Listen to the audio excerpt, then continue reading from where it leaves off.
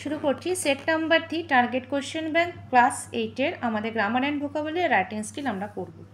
তো the grammar and ভোকাবুলারিতে দেখো প্রথমে দিয়ে দিয়েছে change the sentence from direct two indirect speech, মানে তোমার ন্যারেশন চেঞ্জ করতে বলা হয়েছে। নাম্বার 1 বলেছে the boy said হুররা we have won the game. তো এটা হলো এক্সক্লামেটরি সেন্টেন্স। এটা এইরকম হলে আমরা কিভাবে লিখতে পারি, তাহলে আমাদের উত্তরটি হবে the boy exclaimed with delight that they had won the game. Number 2 হবে Amal said to me may God bless you. তাহলে লিখবো আমরা Amal prayed that God might bless me.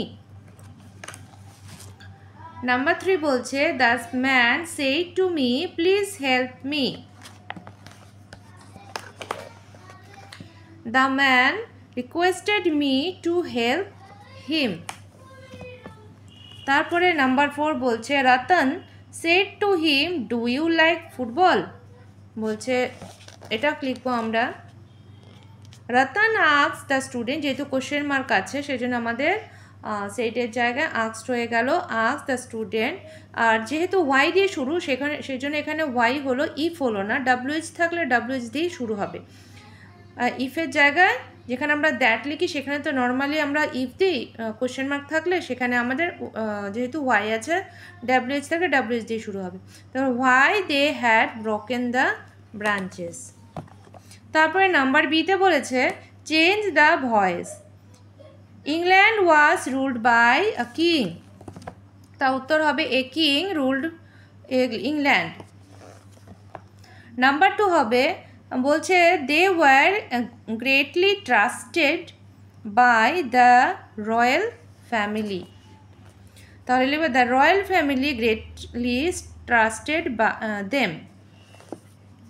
হয়ে গেল আমাদের গ্রামার অ্যান্ড ভোকাবুলারি। এরপর আসছি আমরা রাইটিং স্কিলে। আমাদের 4 নম্বরে দিয়েছে write a letter in about 80 words to your younger brother advising him to be kind to animal. অ্যানিম্যালের উপরে যেন দয়া থাকে তার, সেই হিসাবে তার ভাইকে একটি চিঠি লিখতে বলা হয়েছে। তো দেখি কিভাবে আমরা চিঠিটা লিখব। তাহলে প্রথমে লিখব ডিয়ার, যে কোনো একটি নাম দিলে। টেক মাই লাভ, আমার ভালোবাসা নিও। We should show kindness to all, আমাদের প্রত্যেকের প্রতি দয়াবান হওয়া উচিত। লাভ অ্যান্ড কাইন্ডনেস, ভালোবাসা এবং দয়া, should be the motto of our life, আমাদের জীবনের লক্ষ্য। আওয়ার ভেদিক আরিয়ান সিভিলাইজেশন, আমাদের বৈদিক মতে। অ্যান্ড আওয়ার ইন্ডিয়ান কালচার, এবং ভারতীয় সংস্কৃতিতে। অ্যান্ড হেরিটেজ প্লেসড, এবং ঐতিহাসিক জায়গায়।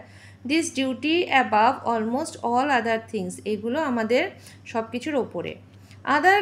Hour great kings like Ashoka is the glowing example of this, আমাদের যে মহান রাজা অশোক ছিলেন এর প্রত্যক্ষ উদাহরণ। So you must be kind to every animal, সেই জন্য তোমাদের প্রত্যেকটা অ্যানিমেলের প্রতি বা প্রাণীর প্রতি দয়াবান থাকা উচিত। Many children are found to have much pleasure in treating animals cruelly, তো কিছু কিছু বাচ্চারা থাকে যারা অ্যানিমেলস বা পশুদের উপরে খুব দয়াবান হয় না, রেগে থাকে। We must not forget the maxim, what is sports to you is death to us. We must not forget the max, আমরা অবশ্যই এটা ভুলবো না যে কি হোয়াট ইজ স্পোর্টস, কোনটা হচ্ছে খেলা, to you is death to us, যেটা মৃত্যু পর্যন্ত আমাদেরকে বহন করতে হতে পারে। So our PT sports may turn to real torture to the dumb creature something. তাহলে এই সমস্ত খেলাধুলা বাচ্চাদের সঙ্গে, বাচ্চারা যদি ওদের সঙ্গে এরভাবে খেলাধুলা করে, এক রকমের টর্চার করা হয়, যারা কথা বলতে পারে না, তাহলে তাদের কি হতে পারে, ক্ষতি হতে পারে।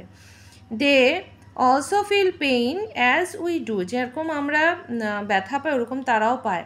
Animals are the creation of same God who has created us, যেমন ভগবান আমাদের তৈরি করেছে ঠিক সেভাবেই পশুদেরকেও তৈরি করেছে। It is unjust to ill treat a helpless animal, it is unjust, এটা একেবারেই সঠিক না যে যারা অসহায় প্রাণীদের উপরে এরকমভাবে ট্রিট করা। In the country of Shri Chaitanya and lord Buddha we should not deviate from the path of love and kindness to all, যেই দেশে শ্রীকৃষ্ণ এবং বুদ্ধর মতন মানুষ জন্মে সেখানে আমাদের এই ভালোবাসা এবং দয়াকে কখনো ভুলতে নেই। এটা হচ্ছে ভালোবাসার পথ। History tell us how a horse like